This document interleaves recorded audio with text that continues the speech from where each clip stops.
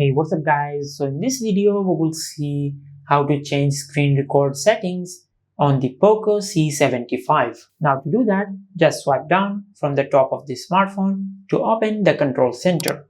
Now from here, just swipe to the left until you find the screen recorder feature.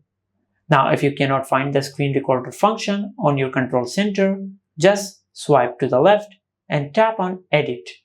Now from here, scroll down and drag the screen recorder function to the control center. Now once you have done that, just tap on done.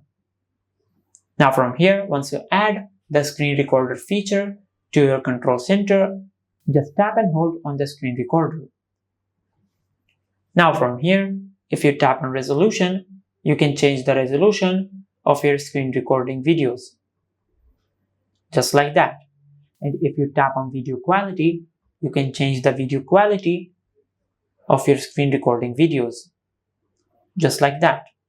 But note that the higher the quality means the bigger the file size of your screen recordings. Now from here, if you tap on orientation, you can change the orientation of your screen recordings from portrait to landscape, or you can select auto.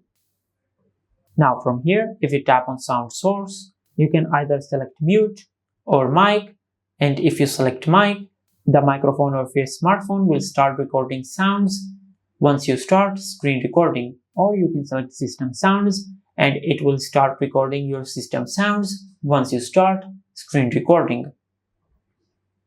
Now from here, if you scroll down, you can also select frame rate and you can change the frame rate of your screen recordings. Just like that. Now if you scroll down, you can enable show touch gestures.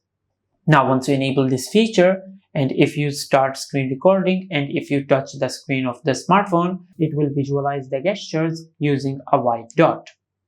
Now also there is an option to show button taps, and it will visualize the navigation button taps with a white dot.